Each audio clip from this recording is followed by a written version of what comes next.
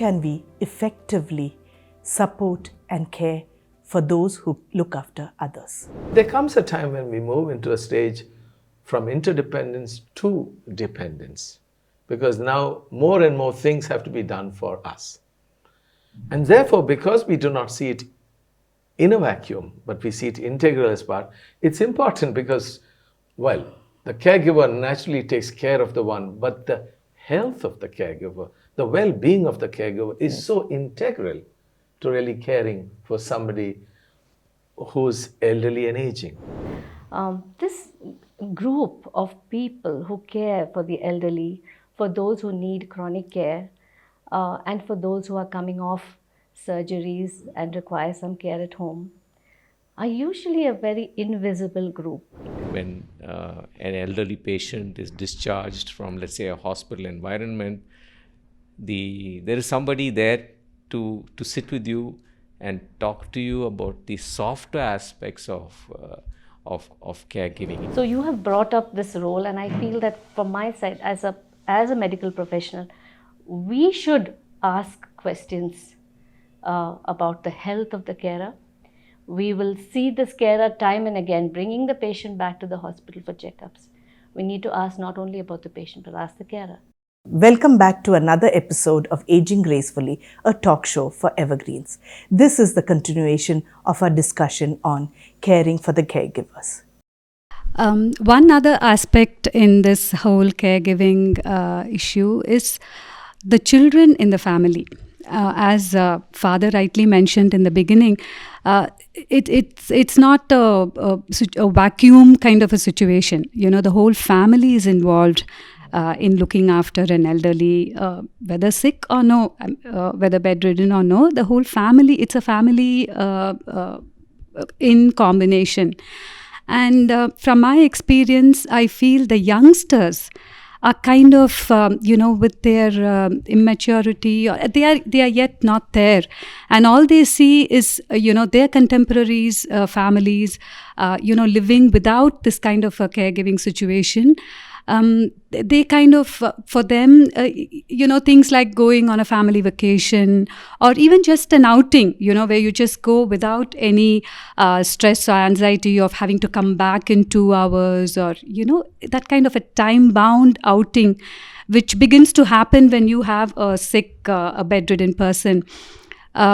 So these are the things the children find it difficult to cope, and we are kind of caught in between because we, on the one hand, realize how important it is, the new role that we are supposed to play, caring for the sick, while at the same time we are torn between, we know children, young as they are, this is an important phase of their life where they would, love this kind of an indulgence, which we are not giving it to them.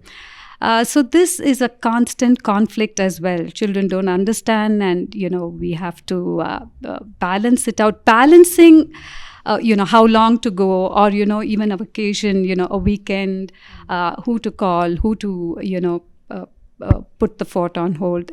These are the situations which again gets very tricky, and family harmony is sometimes imbalanced due to this situation.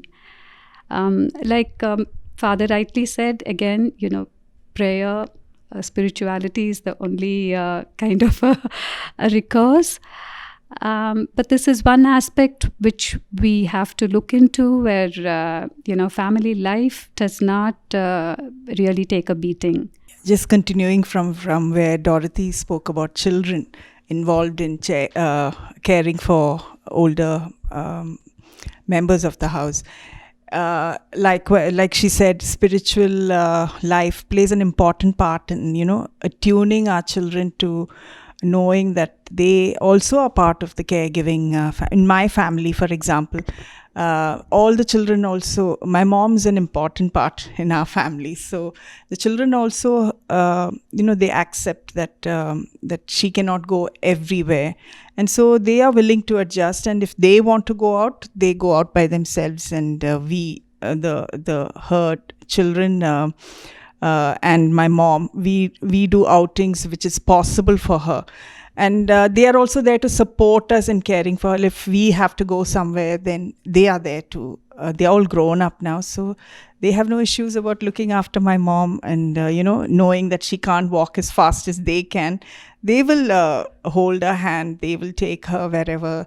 And sometimes when she's not willing to go somewhere because it's too difficult, she will not listen to us, but she will listen to them. And she will go out and they will support her and they will make sure.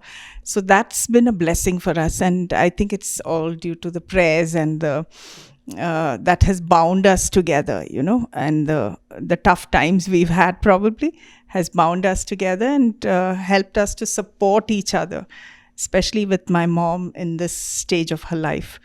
So that's one little input I wanted to add. Thank you. It was really enriching listening to both the sharing that we've heard, the three of you, because it gives you really an experience that comes from the immediate experience that you've had. And it's, in one sense, you might say they're contrasting scenarios, but on the other hand, they complement each other. I'd like to just pick out and re-emphasize 2 points.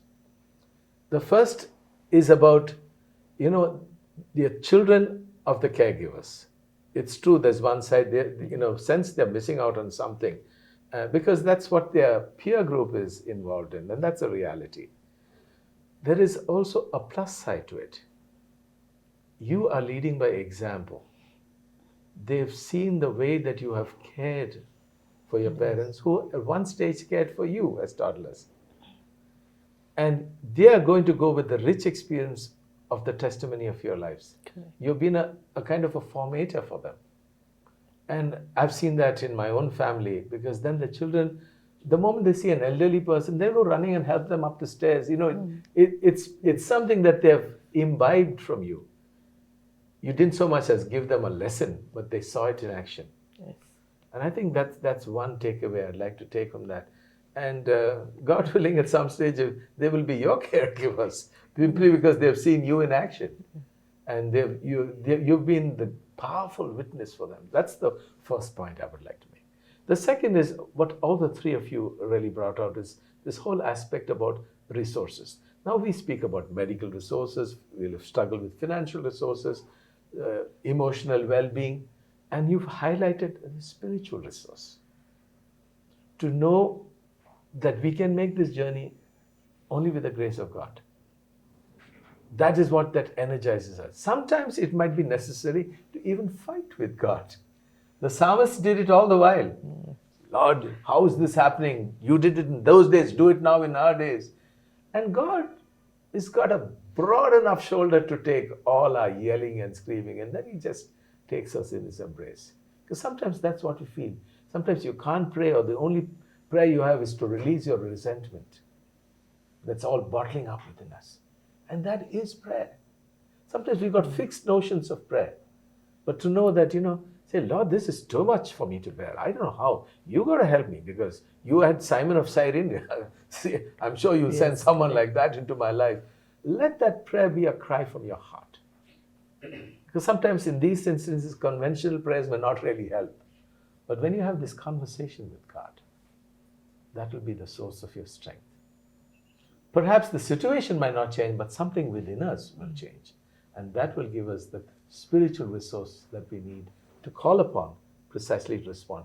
Because never ever forget, Jesus is Emmanuel, God with us. He does not abandon us. We may not always be able to feel or to see His presence in a live manner, but He's there. He is not going to run away from us. He holds our hand, He wipes our tears, He puts His shoulder on our arms. He's Emmanuel, God with us. Not God against us, not God far away, not God removed, but God there.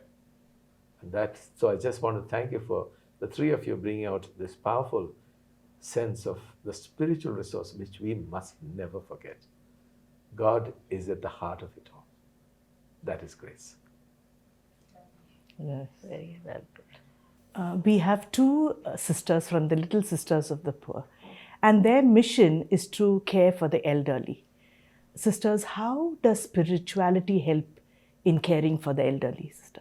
Our spirituality is poor in spirituality, because old age in itself is poverty. because they give up, they have to lose everything. And our vocation as Little Sisters of the Poor, founded by our foundress Saint John Jugan in 1839, has been an accompaniment to the aged all through these years. And we live their poverty along with ours. So our important role in their life is to accompany them spiritually, materially, physically, emotionally. And to do this, we have a strong prayer life and a very strong fraternal life, because individually taking care is very difficult. So we have a strong community, and all of us together take care for our elderly. Because it is not the work of one person. An aged needs to be cared in all the dimensions. So there is, our foundress said, never forget that the poor are our Lord. So we try to see Jesus in them. At times it is difficult, but it is our vocation which gives us the grace to see Jesus and to continue his mission, because he said, whatever you do to the least of these my brothers, you have done it to me. So with that in mind, we try to comfort them, care for them, and above all, what they need is security, the sense of being loved. Yes, correct. And our mission is to love them as a person in the society. It is not just bring and throw them away, no. In our throwaway culture, the aged have become like that. It's just, they are old, we don't want them anymore. But we need them, we love them, we care for them. And it is not only for 1 day or 2 days. It is all through their life. And I would also want to tell you, since you have been speaking about taking care of the elderly in the homes, after a long study, we have started in our homes day centers and respite care for those who find it difficult. Though we care only for the poor, we give an exceptional chance for those who can afford, free of cost, for the day centers, that the elderly can come and spend the day. Because many of the elderly, their important desire is for spiritual life. They like to pray long hours in the chapel. Yes. And to tell you, many have made the reflection that our houses are powerhouses of prayer. So they spend a lot of time, our elderly spend a lot of time in prayer. And we spend time also in prayer. So it goes together hand in hand. Yeah. You'd like to say something? Oh, thank you. And one more thing is, we not only give, we also receive from them. So, for example, if they see us little downhearted, as we all are humans, they give us a spiritual support, They ask, what's wrong with you? I'll pray for you. That mutually helps not only the person and the caregiver too. And as Sister was telling, the main thing is we accompany them, making them feel useful. At the part of at the old age, they all feel somewhat useless, right? And they think, I am no more useful for anybody. So in our homes, we make them feel useful. Whatever they do, small or big, then they think, okay, I am someone, I can contribute something. So that makes life easy on both the levels.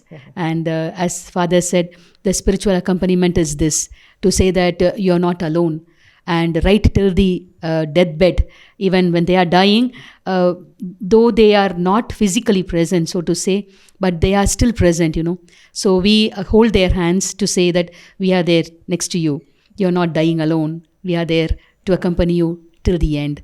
So it's sort of accompaniment both the sides. And our spiritual role also is to reconcile them with their families, because many of them are bitter with their families. The families have abandoned them. So sometimes they say they have no families and they come into the home. But we try to find out if they really have families and reconcile them. And we have a lot of experience that many have died with making peace with their families. Oh, that's wonderful to hear. No? Thank you. The little sisters of the boy. Not so little, but I think the points you made were really big. Because the points that you made, not only of why you do what you do, keeping in mind always the focus, the poverty of them which resonates with your poverty. What I particularly liked, besides the spiritual resources, how do you bring them the emotional resource to be at peace with the family? And that is so, so important. Some people, you can say, are prolonging their death until that is resolved. And so what a great mission that you have. Yes. So thank you for bringing that also out into the open. And we give thanks to God. And you do it, of course, in the home, but actually we should be doing it in all our families as well. Yeah. And I think what you've highlighted is a reminder to the rest of us in our family situations to take this forward. Thank you so much for that. Father, how does family, community, and society view the role of a caregiver? What are your thoughts about this? That's quite vast, but I'll start with the family, because that's the basic unit we all come from. Yes. Okay, when, we've already heard wonderful examples, but when there is such a situation that arises in the family, whether gradually or it could happen as a result of an emergency, this can have a moment for the family to rally around, where they all pull in their weight, they discuss together and say, what's the best way forward? How will we shoulder the load together? Correct. How will we do the best we can? And I think that's the ideal situation. And when it happens, it's a grace for which we can never be thankful enough. Yes. But then we don't live in an ideal world. Because sometimes in a situation like this, the fault lines that might have been there are now brought out into the open. And sometimes the conversation can be not just painful, but brutal. I did it now, it's your turn next. Correct. What do you think? I'm the only one who's their child? No. You hear conversations like that. Some persons are thrust with that job, and it's not easy because you've got to handle your family obligations. You've got to handle the things in your life. Just because you're so far away, that doesn't mean that you can abdicate that responsibility. You do what you need to do to the degree what you have, but you must be involved. Whether you're near or far, your involvement should be involvement that will support the caregiver on the ground. Sometimes we have this terrible situation of backseat drivers. They'll sit far away and tell you what you should do and how Yes. should you, that's the turn you should take. Yes. But sitting quite comfortably in the remote situation. God save us from such people. You have that. Now, in this whole situation, there are a number of things that need to be addressed together. Sometimes it's the financial situation. Right. Who pays for it? How much can you afford? Not all people would have the financial resources. If they have insurance, it helps you to a point. If they don't, you want to give them the best, but if you do not have the financial resource, that's a struggle for many people. It's an ethical decision. Can we afford this? There will be pressures from the rest of society. You should be doing that. But you are struggling to scrape through. And how do you manage that? So these are situations that again bring to the fore. Besides financial, there's also a hidden cost. People think that those who are the caregivers on the ground are just there, and maybe when there's an emergency, they rush them to the hospital. But there is, besides that, the daily routine, taking them for a checkup, driving them to the hospital. What a task it is, especially if they're not mobile, putting them on a wheelchair. Yes. That's a real, but for people, it's an invisible cost. They only think of an emergency when somebody's rushed to a hospital. And the caregiver is right facing the brunt of it. Others might just parachute in just for that moment and tom-tom of how much they did in those 3 days they were there. I mean, I'm speaking from the real life pastoral situations that I've been exposed to as a priest across the board, across cultures. And that's lack of sensitivity. Yes. As I said, they'll be saying, this could be done, that should be done, but won't even lift a finger. So that's another aspect that needs to be taken into account. True, the caregiver, as we've already spoken earlier, is thrust into the role, and that person does the best that that person can do at that time. Yeah. For us to judge a fit from afar, well, you should consult this doctor, you should consult, all that takes time, money, energy, and all that. It's easy to make these suggestions from afar. If you're going to come down and give a hand, sure, let's take it out forward together. Now, a time like this, as I said, can be a time of rallying together, or it could be a time for open conflict. And that is why it's so important to have a dialogue, Yes. to have a conversation. Yes. Sometimes, if you're having two warring parties, that is not going to be a dialogue. It's going to be a shouting match or a conversation of the deaf, because nobody is listening to one another. Yes. In these situations, it's best that you bring perhaps a senior, respected figure in the family who's able to hold them together.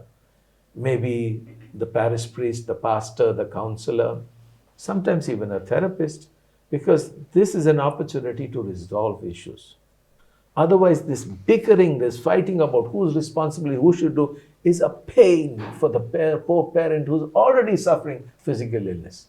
And then to know that they're bickering about somebody that they're going to throw from one house to another and to be taken care of. So, Yes. to answer your question, it raises so many aspects.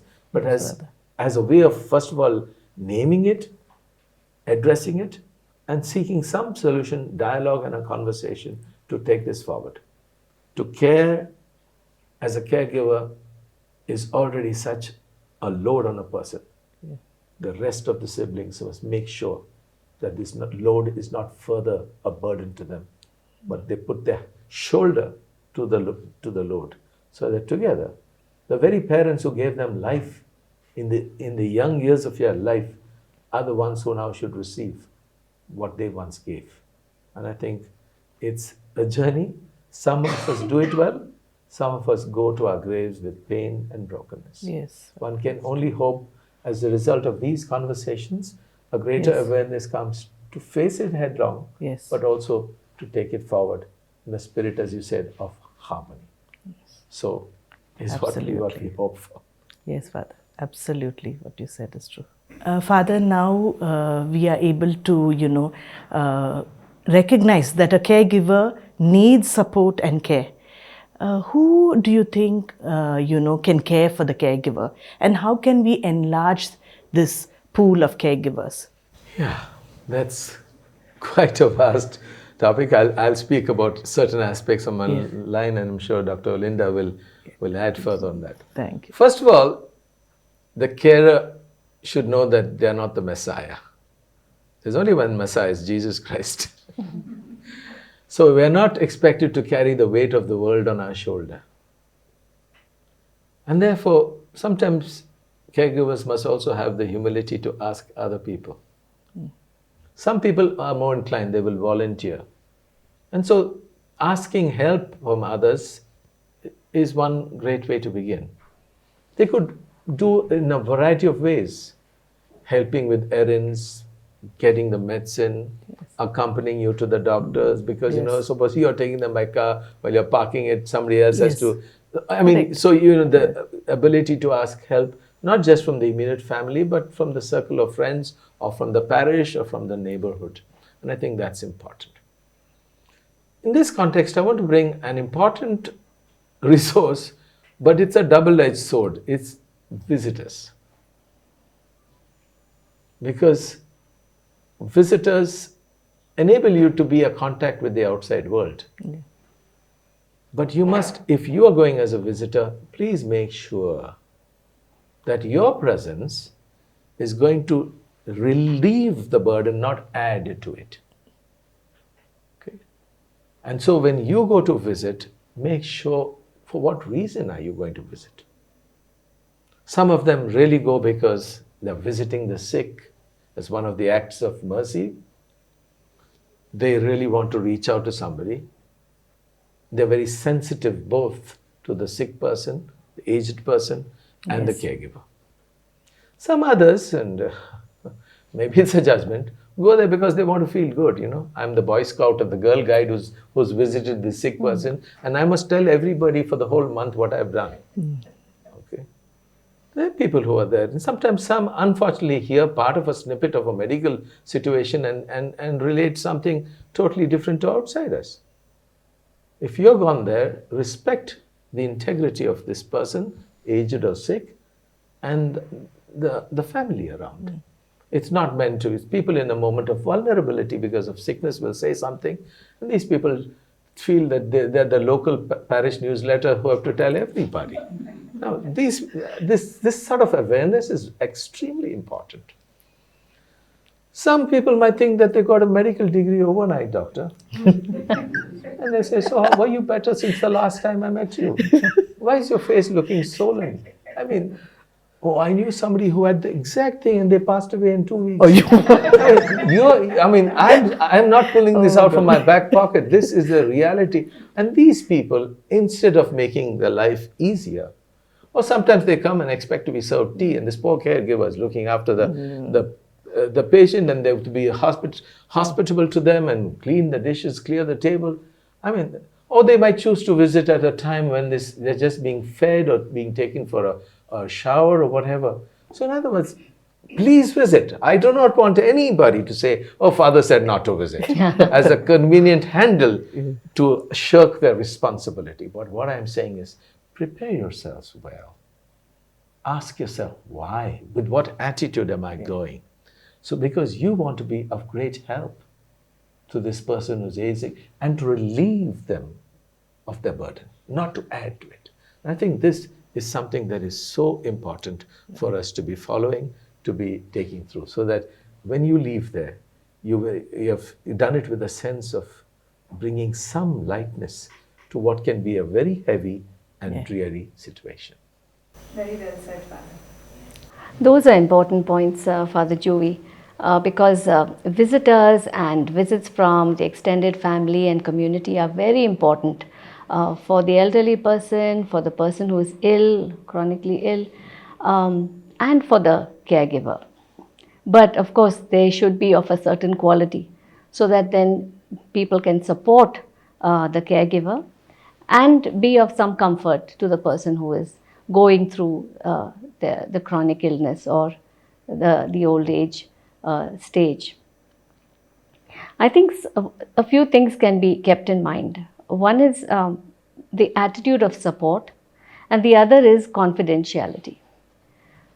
So in this we feel that the visitor should ideally remember that you are going there to support the caregiver and the family, and also be of some support in a situation which may often be less than perfect. Yes. So you may come into the house and find things that may not be to your mind up to the mark, or could do with a little improvement, or maybe you have in your mind some advice that you've come ready to give.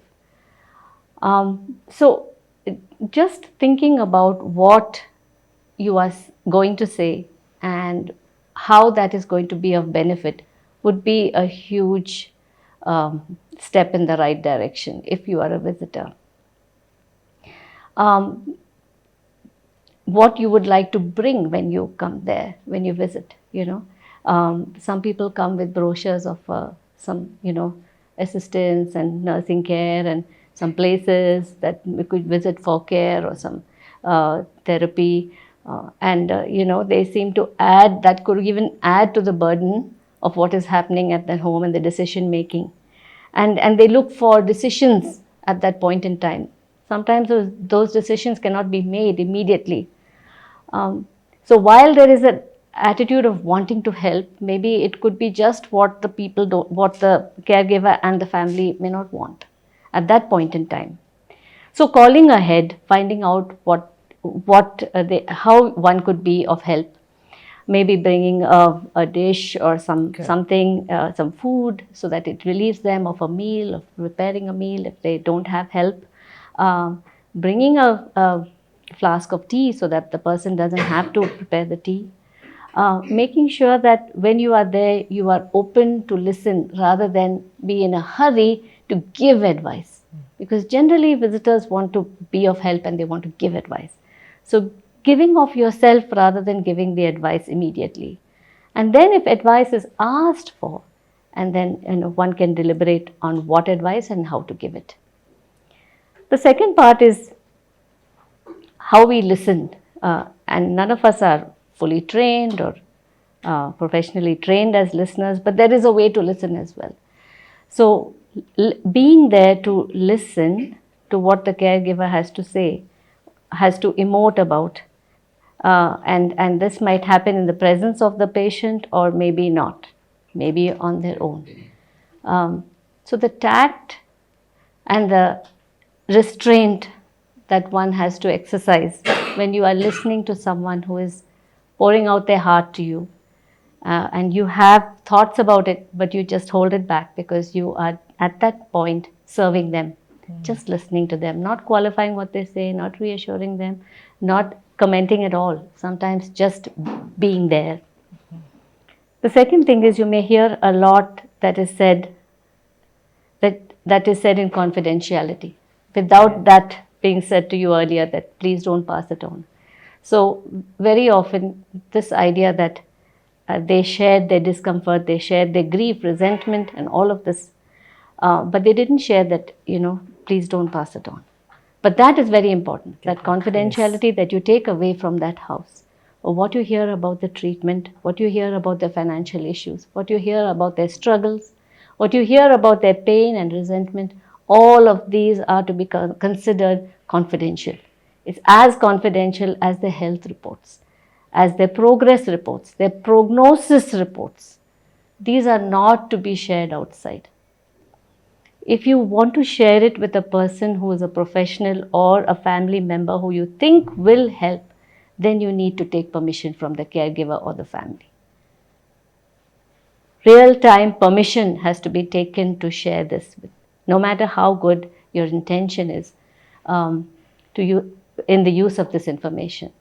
So these are the two things I would like to share with regard to visitors of families who have carers, caregivers and patients who are chronically ill or elderly.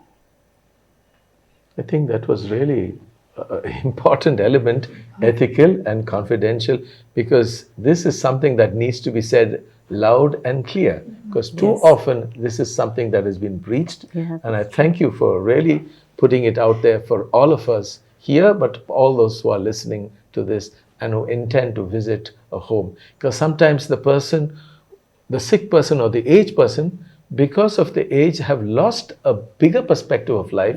You hear one dimension, you think that's the full reality, and then you cast aspersions on the family, and you have created a fire when it was none of your business to even do that. So I'm really grateful for bringing this out for us all.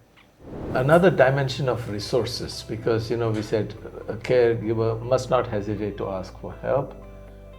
You gave the broader perspective of the family that doesn't want to, but sometimes the caregiver, and this is where the role you had mentioned about society or community can do, especially those who belong to a neighborhood or a parish, basic ecclesial community.